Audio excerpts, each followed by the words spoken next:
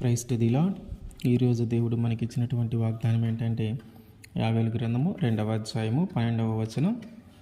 ఇప్పుడైనను మీరు ఉపవాసముండి కన్నీరు విడుచుచు దుఃఖించుచు మనపూర్వకంగా తిరిగి నా యొద్దకు రండి.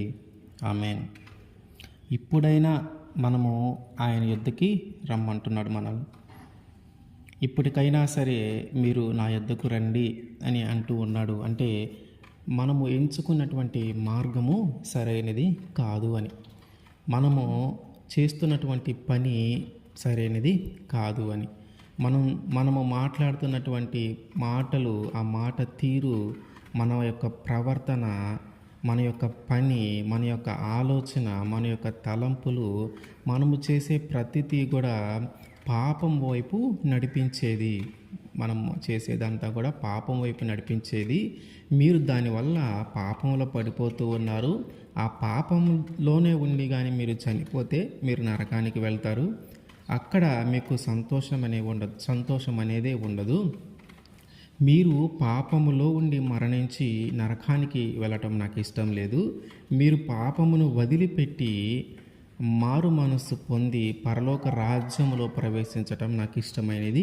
కాబట్టి మీరు చేసేది ఏదైతే ఉందో, పాపము, దోషము ఏదైతే ఉందో, ఇప్పటికైనా దానిని వదిలిపెట్టి నా వైపు రండి.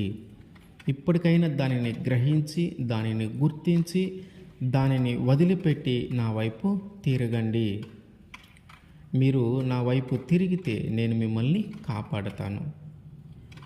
అయితే మనము చాలాసార్లు దేవుని వైపు తిరగాలని, దేవుని మీద ఆధారపడాలని, దేవుని చిత్తంగా జీవించాలని మనము ఆలోచన చేస్తూ ఉంటాం. ఇంతకాలం ఎట్లాగో పాపంలోనే జీవించాం కదా, ఇంతకాలం ఎట్లాగే తప్పులు చేస్తూనే బ్రతికాం కదా, ఇక నుంచైనా దేవునికి ఇష్టమైన వ్యక్తిగా, దేవుని కుమారునిగా, దేవుని కుమార్తెగా నేను జీవించాలి అని మనము చాలాసార్లు మంచి నిర్ణయము తీసుకుంటూ ఉంటాం. అయితే దాని మీద మనము ఎక్కువ కాలము నిలబడలేము.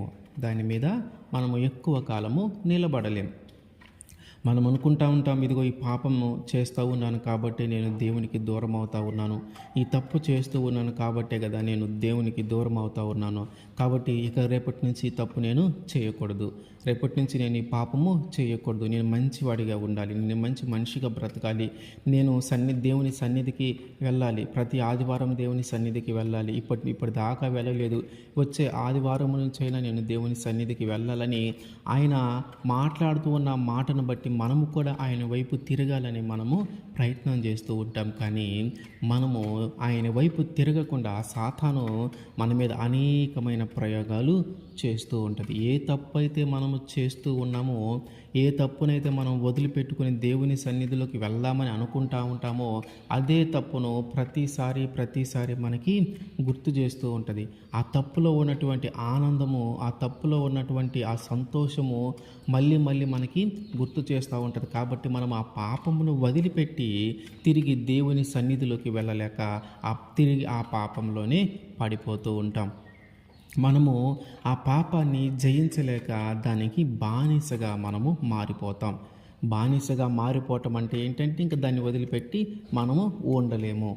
ఎంతగా దేవునికి ప్రార్థన చేద్దామని నువ్వు ఆలోచన చేసినా, ఎంతగా మందిరానికి వెళ్దామని నువ్వు ఆలోచన చేసినా, అది నిన్ను మందిరానికి కూడా రానివ్వదు, దేవుని సన్నిధిలోకి కూడా రానివ్వదు, ప్రార్థన కూడా నిన్ను చేయనీయదు. దేవుడు ఏమంటున్నాడంటే ఇకనైనా నీ ప్రవర్తన మార్చుకో, ఇకనైనా నీ ఆలోచన మార్చుకో. ఎందుకంటే నువ్వు ఎంచుకున్నది కరెక్ట్ అయినది కాదు, నువ్వు వెళుతూ ఉన్నటువంటి మార్గము కరెక్ట్ అయినది కాదు. కాబట్టి ఇకనైనా సమయాన్ని పోనివ్వక దాన్ని సద్వినియోగము చేసుకొని ఇకనైనా నీవు నా వైపు తిరుగుమని దేవుడు మనతో మాట్లాడుతూ ఉన్నాడు. అయితే మనము కొన్నిసార్లు ఆ పాపాన్ని జయించి దేవుని సన్నిధికి వస్తాం. కొన్నిసార్లు ఆ యొక్క తప్పును జయించి తిరిగి దేవుని సన్నిధిలోకి వస్తాం. అయితే ఆ వచ్చిన కొద్ది కాలంలోనే తిరిగి మళ్ళీ మన పాత జీవితంలో పడిపోతూ ఉంటాం. ఆ పాపాన్ని జయించినప్పుడు ఆ పాపం నుంచి విడుదల పొందామని మనం ఆలోచన చేస్తూ ఉంటాం. దానిని బట్టి మనము సంతోషిస్తూ ఉంటాం. ఎందుకంటే మనము బాప్తిసం కూడా పొందుకొని ఉంటాం. ఇక నాలో ఏం తప్పు లేకుండా నేను పవిత్రంగాను పరిశుద్ధంగాను మార్చబడాలి అని మనము దేవుని సన్నిధిలో మన పాపములన్నిటిని ఒప్పుకొని మనము తిరిగి బాప్తీసం కూడా పొందుకుంటూ ఉంటాం. అంటే మనము మారిన కొత్తలో, మారు మనస్సు పొందిన కొత్తలో దేవుని కోసం ఎంతగానో మనము ప్రాధేయపడుతూ ఉంటాం. దేవుని పని ఎంతగానో చేయటానికి మనము ప్రాధేయపడుతూ ఉంటాం. ఎంతగానో మనము ప్రయత్నాలు చేస్తూ ఉంటాం. సమయాన్ని ఎక్కువగా దేవుడితో గడపటానికి ప్రయత్నం చేస్తూ ఉంటాం. కానీ కొంతకాలము, ఒక సంవత్సరము, ఒక 5-6 నెలలు అట్లా గడవగానే ఆ భక్తి అంతా తగ్గిపోతూ ఉంటుంది. ఆ భక్తి అంతా తగ్గిపోతూ ఉంటుంది. మొదట్లో ఉన్నంత ఇంట్రెస్ట్ ఇప్పుడు ఉండదు. మొదట చేసినంత ప్రయత్నాలు ఇప్పుడు మనము చెయ్యము. చిన్నగా మనలో ఉన్నటువంటి విశ్వాసము, మనలో ఉన్నటువంటి భక్తి తగ్గిపోయి చివరికి మళ్ళీ తిరిగి అదే పాపంలో పడిపోతూ ఉంటాం. ఎప్పుడైతే నీలో భక్తి తగ్గిపోతుందో, ఎప్పుడైతే నీలో విశ్వాసము తగ్గిపోతుందో, తిరిగి ఆ పాపము ఎప్పుడు నిన్ను అంటిపెట్టుకుందామా అని, ఆ పాపంలో నిన్ను ఎప్పుడు పడేద్దామని అది మాత్రము కాల్చుకొని ఎదురు చూస్తూ ఉంటుంది. ఆ సాతాను మనల్ని ఆ పాపంలో పడవేయాలని ఆలోచన ఎల్లప్పుడూ మన చుట్టూ ఉంచుతూనే ఉంటుంది. చిన్నగా తిరిగి అదే పాపంలో పడిపోతాం. అంటే మారు మనసు పొందినాక, బాప్తీసం పొందినాక కూడా అదే పాపంలో పడిపోయే వాళ్ళు చాలామంది ఉన్నారు. అంటే ఏంటంటే ఈ పాపానికి మనము బానిసైపోయాం. ఇక దాన్ని జయించలేం. దాన్ని జయించి మనం ముందుకి రాలేం. ఒకవేళ జయించిన కొన్ని రోజులు మాత్రమే జయించగలుగుతా, తిరిగి మళ్ళీ దానికి బానిస అవుతూ ఉంటాం. కాబట్టి మనం ఏం చేయాలా? ఆ బానిస సంఖ్యల నుంచి మనము తప్పించబడాలా. ఒక పాపమును మనము ఎన్నిసార్లు జయించలేకపోతూ ఉన్నామంటే, ఒక పాపమును, ఒక తప్పును ఇన్నిసార్లు మనము చేయకుండా ఉండలేకపోతూ ఉన్నామంటే మనం దానికి బానిస అయినట్టే. అది లేకుండా మనము ఉండలేము. అది లేకుండా ఆ రోజు మనకి గడవదు. అంత బానిస అయిపోయినట్టు మనం, అంత బానిస అయిపోయినట్టే. మరి ఇట్లాంటి ఒక కఠినమైన పరిస్థితి నుంచి, ఒక ఘోరమైన ఈ ఈ పరిస్థితుల నుంచి మనం ఎలా బయటపడగలం? దేవుడు ఏం చెప్తా ఉన్నాడంటే, ఇప్పుడు దాకా నీ ఇష్టం వచ్చినట్టుగా తిరిగావు కదా, ఇప్పటికైనా నీ మనస్సుని మార్చుకొని నువ్వేదైతే తప్పులు చేస్తూ ఉన్నావో దాని గురించి ఆలోచించి, దాని గురించి పశ్చాత్తాపడి, దాని గురించి కన్నీరు విడిచి, నీ మనస్ఫూర్తిగా ఇప్పటికైనా నా వైపు తిరుగు. దేవుడు ఆ విధంగా మనతో మాట్లాడుతూ ఉంటే మనమేమో కొన్నిసార్లేమో తిరగలేక ఇంకేముందిలే అని మనము లైట్ తీసుకుంటా ఉన్నాం. కొన్నిసార్లు ఏమో ప్రయత్నం చేస్తూ ఉన్నాం, కానీ ఆ సన్నిధి దాకా వెళ్ళాలని మనం అనుకుంటా ఉన్నాం, కానీ సాతాను మనల్ని అక్కడి దాకా కూడా పోనివ్వట్ల. కానీ కొన్నిసార్లు ఆ సన్నిధి దాకా వెళ్తూ ఉన్నాం, కొన్ని రోజులు దేవుని సన్నిధిలో గడుపుతూ ఉన్నాం, కానీ తిరిగి మళ్ళీ పాపంలో పడిపోతూ ఉన్నాం. పరిస్థితి ఎట్లా తయారైందంటే కొన్ని రోజులు ప్రార్థన, కొన్ని రోజులు పాపము, కొన్ని రోజులు ప్రార్థన, కొన్ని రోజులు పాపము. అంటే జయించలేకపోతా ఉన్నాం. మన వల్ల కావట్లా. ఆ పాపాన్ని జయించటము మన వల్ల కావట్లా. ఆ దోషాన్ని, ఆ యొక్క మనకు అలవాటైనటువంటి ఆ వ్యసనాన్ని మనము జయించలేకపోతా ఉన్నాం. మరి దీన్ని జయించే మార్గం ఏంటయ్యా అంటే ఉపవాస ప్రార్థన. ఉపవాస ప్రార్థన. మనం ఎప్పుడైతే ఉపవాసం ఉండి కన్నీరు విడిచి ప్రార్థన చేస్తూ ఉంటామో దేవుడు మనకు అంతగా సహాయము చేస్తూ ఉంటాడు. ఒక జయించలేని పాపము, బానిసైనటువంటి పాపము, ఒక మానసికంగా దానికి ఎడిక్ట్ అయిపోయి ఆ వ్యసనాన్ని మనకు ఒక వ్యసనంలాగా మనకి మార్చబడిన తర్వాత దాన్ని జయించటం అంత ఈజీ అయిన పని కాదు. మనంతటా మనము దాన్ని జయించటము అంత ఈజీ అయిన పని కాదు. అప్పుడు మనం ఏం చేయాలి అంటే ఉపవాసము చాటించాల. ఉపవాసము మొదలు పెట్టాల. నీ యొక్క శరీరాన్ని ఆకలితో అలమటించేలాగా చేసి, నీలో దేనికైతే బానిసైపోయి ఉన్నావో ఆ పాపము యొక్క ఆనవాళ్ళతో సహా నీ శరీరం నుంచి వెళ్ళిపోవటానికి, ఆ పాపము చేయకపోతే ఉండలేని పరిస్థితి నీ శరీరానికి వచ్చినప్పుడు, ఆ శరీరంలో ఉన్నటువంటి ఆ బలహీనత, ఆ శరీరంలో ఉన్నటువంటి ఆ పాప ప్రేరేపణ కలిగేటటువంటివన్నిటి నుంచి దేవుడు మనల్ని విడిపిస్తాడు. ఎప్పుడు నీ కడుపును నువ్వు కాల్చుకొని, నీ శరీరాన్ని నువ్వు నలగొట్టుకొని, ఆకలి బాధతో ఆ శరీరానికి ఆహారమును అందించకుండా అది నలగొట్టబడతా ఉన్నప్పుడు ఆ పాపము గురించి నువ్వు అంతగా పశ్చాత్తాపడతా ఉంటే, ఆ పాపము నుంచి విడిపించబడాలని నువ్వు అంతగా ప్రయత్నం చేస్తూ ఉంటే, ఆ పాపము కోసము నువ్వు అంతగా కన్నీరు విడిచి ప్రార్థన చేస్తూ ఉంటే, దేవుడు ఖచ్చితంగా ఆ పాపము నుంచి విడుదల నీకు దయచేస్తాడు. ఆ పాపము దేనివల్ల, ఏ పాపము వల్ల నువ్వు బానిస సంఖ్యలు వేయబడి ఉన్నావో ఆ సంఖ్యలను తెంచి నిన్ను ఒక స్వతంత్రునిగా ఆయన చేయగలడు. ఆ పాపము యొక్క సంఖ్యలను తెంచి, ఆ పాపము యొక్క బానిస సంఖ్యలను తెంచి నిన్ను స్వతంత్రునిగా చేయగలడు. ఆ పాపము నుంచి ఆయన నిన్ను విడిపించగలడు. కాబట్టి మనము ఆ పాపాన్ని జయించాలని మనం ఎంతగా ప్రయత్నం చేస్తూ ఉన్నా అది మన వల్ల కావటం లేదంటే మనము చేయాల్సిన పని ఏంటంటే మనము ఉపవాసము చాటించటమే, ఉపవాసము మొదలు పెట్టడమే.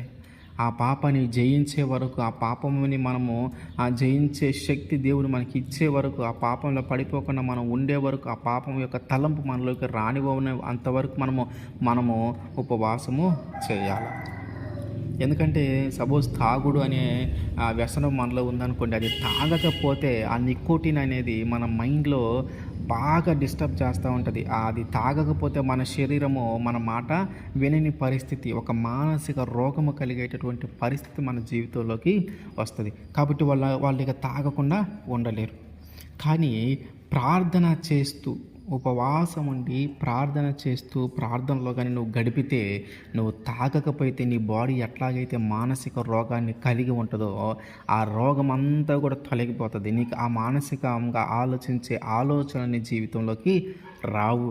ఏ శరీరం అయితే తాగకపోతే నీ శరీరం తట్టుకోలేకపోతా ఉందో, నువ్వు ఉపవాసములో ఉండి ప్రార్థన చేస్తావు, నీ శరీరము తట్టుకునేలాగా ఆయన చేస్తాడు దేవుడు. నీ వల్ల కావటల్లా, జయించటం నీ వల్ల కావటల్లా. ఎన్నోసార్లు ప్రయత్నం చేసావు మానుకోవాలని, కానీ మానుకోలేకపోతా ఉన్నాం. ఆ పాపాన్ని జయించలేకపోతా ఉన్నాం. ఆ పాపానికి బానిస అయిపోయాం. ఆ పాపం మనకు వ్యసనం అయిపోయింది. అయితే అది చెయ్యకుండా ఉండలేని పరిస్థితి నీ శరీరానికి ఏర్పడినప్పుడు, ఆ పాపము నీ శరీరంలో అంతగా ఇమిడిపోయి ఉన్నప్పుడు, మనము దాని నుంచి బయటపడే మార్గం ఏంటంటే ఉపవాసం ఉండి ప్రార్థించటమే. ఉపవాసం ఉండి ప్రార్థించటమే. ఉపవాసం ఉండి ఎప్పుడైతే నువ్వు ప్రార్థిస్తూ ఉంటావో, ఆ ఉపవాసంలో నీ శరీరాన్ని నువ్వు నలగొట్టుకుంటూ, నీ ఆకలికి నువ్వు అలమటిస్తూ దేవుని దగ్గరికి వచ్చి నువ్వు ప్రార్థన చేస్తూ ఉంటే, అయ్యో నా కుమారుడు ఎంతగా ఈ పాపము నుంచి విడిపించాలని ప్రయత్నం చేస్తూ ఉన్నాడు, ఎంతగా ఈ కుమారుడు పశ్చాత్తాపడతా ఉన్నాడు, ఈ పాపము నుంచి బయటపడాలని, ఈ పాపము చేయకుండా ఉండాలని, ఈ పాప ఆలోచన రాకుండా ఉండాలని, దీనికి బానిస కాకుండా ఉండాలని, దీనికి ఒక వ్యసనంలాగా ఇది అవ్వకుండా ఉండాలని ఎంతగా ప్రయత్నం చేస్తూ ఉన్నాడని పరలోకము నుంచి దేవుడు కూడా చూసి మన యొక్క ప్రయత్నాన్ని సఫలము చేస్తాడు.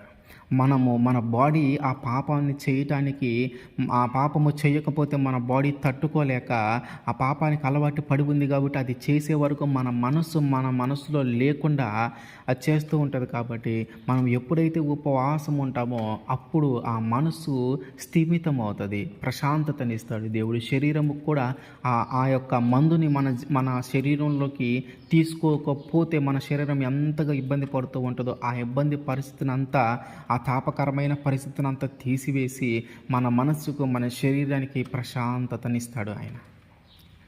ఉపవాసం ఉండి ప్రార్థన చేస్తే అద్భుతాలే జరుగుతాయి. ఉపవాసం ఉండి ప్రార్థన చేస్తే అద్భుతాలే జరుగుతాయి. ప్రార్థన చేయటమే ఒక శక్తి. ప్రార్థనలోనే ఒక శక్తి ఉంది. ఆ ప్రార్థన చేస్తేనే మన జీవితం అనేకమైన కార్యాలు జరుగుతూ ఉంటాయి. అట్లాంటిది ఉపవాసం ఉండి ప్రార్థన చేస్తే అద్భుతాలే మన జీవితంలో మనము చూడవచ్చు. ఉపవాసం ఉండి ప్రార్థన చేస్తే ఆ పాపము నుంచి విడిపించగలిగిన శక్తి దేవుడు మనకి ఇస్తాడు. ఉపవాసం ఉండి ప్రార్థన చేస్తే దేవుడు ఏ విధంగా అయితే మనల్ని ఆయన వైపు తిరగమంటా ఉన్నాడో ఆ విధంగా మనం ఉపవాసం ఉండి కానీ ఆయన వైపు తిరిగితే మన బలహీనతలన్నీ ఆయన తీసివేస్తాడు, మన వ్యసనములన్నీ ఆయన తీసివేస్తాడు. ఏ పాపానికి నువ్వు బానిసయ్యావో, ఏ పాపాన్ని వదిలిపెట్టలేక దేవుని వైపు తిరగలేకపోతా ఉన్నావో, దేవుడు తిరగమన్నప్పుడు, దేవుడు రమ్మంటున్నప్పుడు ఏ పాపాన్ని బట్టి నువ్వు రాలేకపోతా ఉన్నావో ఆ పాపములన్నీ నీలో నుంచి తొలగించబడాలంటే నీ అంతట నువ్వేమీ చేయలేవు. నువ్వు చేయగలిగింది ఏంటంటే ఉపవాసము చాటించి ప్రార్థనలో కూర్చోవటమే. ఉపవాసము చాటించి ప్రార్థనలో కూర్చోటమే. ఉపవాసమును నువ్వు ఎన్నుకొని ఇన్ని రోజులని నువ్వు అనుకొని ఆ ప్రార్థనలో కానీ నువ్వు కూర్చున్నావంటే ఏ వ్యసనము, ఏ మానసిక రోగము, ఏ మానసిక వ్యాధి నీ శరీరము తట్టుకోలేకపోయినా సరే ఆ పదార్థాన్ని కానీ దానికి సంబంధించిన కానీ నీ శరీరంలోకి తీసుకోకపోయినా నీ శరీరము తట్టుకునేలాగా దాని గురించి నీకు ఆలోచన లేకుండా దేవుడు చేయగలుగుతాడు. కాబట్టి ఉపవాసం యొక్క ప్రార్థనలో అంత శక్తి ఉంటుంది. ఉపవాస ప్రార్థన ద్వారా మనం అనేకమైన అద్భుతాలు జరిగినట్టు మనము బైబిల్ గ్రంథంలో మనము చూస్తూ ఉన్నాం. ఎస్తేరు రాణి అయిన సందర్భంలో ఆ ఉపవాసం ఉండి ఆ ప్రజలంతా కూడా ఉపవాసం ఉండి ప్రార్థన చేస్తే ఆ జాతి ప్రజలంతా కూడా రక్షింపబడ్డారు. వారి ప్రాణములో ఏ ప్రాణము మీదకి ఏ అపాయము వారికి అందరూ రక్షింపబడ్డారు. హామాను ఎట్లాగైతే వాళ్ళందరిని చంపాలని అనుకున్నాడో వారందరూ ఉపవాసం ఉండి దేవునికి ప్రార్థన చేస్తే తిరిగి దేవుడు వారందరినీ హామాను నుంచి రక్షించాడు. అట్లాగే నినివే ప్రజలు కూడా వారి తప్పులను వారు తెలుసుకొని ఉపవాసం ఉండి ఆ పట్టణం అంతా ప్రార్థన చేస్తే దేవుడు వారు చేసిన ప్రార్థన చూసి, దేవుడు వారిలో కలిగిన మార్పును చూసి, దేవుడు వారు ఆయన వైపు తిరగటము చూసి ఆయన పశ్చాత్తాపడి వారి యొక్క పాపములను క్షమించి వారి మీదకి రావాల్సినటువంటి కీడును రానివ్వకుండా ఆపాడు. ఏం చేశారు? అంతకుముందు వాళ్ళందరూ పాపము చేసిన వారే. దేవుడు ఎన్నోసార్లు వాళ్ళని హెచ్చరించిన ఇండ్ల. ఇప్పుడు ఏమైంది? యోనా ద్వారా ఆయన హెచ్చరిక చేయగానే వారు ఏం చేశారంటే వారి పాపములను వదిలిపెట్టుకొని, వారి దోషములను వదిలిపెట్టుకొని ఆయన వైపు తిరిగారు. అయితే ఎట్లా తిరిగారంటే ఉపవాసము చాటించి, ఉపవాసం ఉండి ఆయన వైపు తిరిగారు. ఉపవాసం ఉండి ఆయన మీద ఆధారపడ్డారు. ఉపవాసం ఉండి వారి తప్పులను వారు ఒప్పుకున్నారు. ఉపవాసం ఉండి వారి తప్పుల గురించి పశ్చాత్తాపడ్డారు. ఉపవాసం ఉండి వారి పాపమును వారిని వదిలిపెట్టడానికి దేవుని మీద ఆధారపడ్డారు. దానిని బట్టి దేవుడు వారి యొక్క పాపములను క్షమించి వారి మీదకి రావాల్సినటువంటి కీడును రానివ్వకుండా చేశాడు. కాబట్టి మన జీవితంలో కూడా మనము జయించలేనిది ఏదైనా ఉందేమో, మనము పొందలేనిది ఏదైనా ఉందేమో, దానికి మనం బానిసనైపోతా ఉన్నావేమో, వాటన్నిటి నుంచి మనము విడిపించబడటానికి ఉపవాస ప్రార్థనను మనము ప్రారంభించాలి. ఉపవాస ప్రార్థనను ఎప్పుడైతే ప్రారంభిస్తావో నీ జీవితంలో ఒక గొప్ప కార్యాలు దేవుడు చేయటము మన కళ్ళారా మనము చూస్తాము. కాబట్టి ఆయన చెప్తా ఉన్నాడు, ఇప్పుడు దాకా నువ్వు ఎట్లా అయితే బ్రతికావో అది తర్వాత సంగతి. ఇప్పటికైనా నీ జీవితాన్ని నువ్వు మార్చుకో, ఇప్పటికైనా నీ ఆలోచనను మార్చుకో, ఇప్పటికైనా నీ ప్రవర్తనను మార్చుకో, ఇప్పటికైనా నీ యొక్క తలంపులను నువ్వు మార్చుకో అని ఆయన మనతో మాట్లాడుతూ ఉన్నాడు. ఇప్పటికైనా నీవు నా వైపు తిరగమని, ఇప్పటికైనా నువ్వు నా మీద ఆధారపడమని, ఇప్పటికైనా నువ్వు నాకు ఇష్టమైన వ్యక్తిగా జీవించమని ఆయన కోరుతూ ఉన్నాడు. అయితే మనము ఆయన మాట వినాలి. ఆయన వైపు తిరగాలి, ఆయన మీద ఆధారపడాలా. మనం జయించలేని పాపం ఏదైనా ఉంటే మనం ఉపవాసము చాటించి ఆ బాధ్యత, అయ్యా నేను ఈ పాపం జయించలేకపోతా ఉన్నాను, ఇది నేను ఎన్నోసార్లు ప్రయత్నం చేశా కానీ నా వల్ల కావట్లేదు, కాబట్టి ఇదిగో నీకే అప్పగిస్తా ఉన్నాను, దీని నుంచి బయటపడే మార్గము, దీని నుంచి బయటపడే మనసు నాకు దయచేయమని ఆయనకే మనం అప్పగించి ఉపవాసం ఉండి ప్రార్థన కానీ మొదలు పెడితే ఖచ్చితంగా ఆయన దాన్ని జయించే శక్తిని, దాని నుంచి దూరంగా మనల్ని తీసుకొని వెళ్తాడు. ఆ పాపం నుంచి మనల్ని విముక్తి చేస్తాడు. కాబట్టి మనము ఆయన వైపు తిరగాల, మనము ఆయన మీద ఆధారపడాలి. ఎప్పుడైతే ఆయన వైపు తిరుగుతామో, ఎప్పుడైతే మనం ఆయన మీద ఆధారపడతామో, మనము చేసిన పాపము, మనము చేసిన దోషము ఇవన్నీ కూడా ఆయన క్షమించి మన మీదకి రావాల్సినటువంటి కీడును రానివ్వకుండా ఆయన కూడా పశ్చాత్తాపడతాడు. ఆమేన్.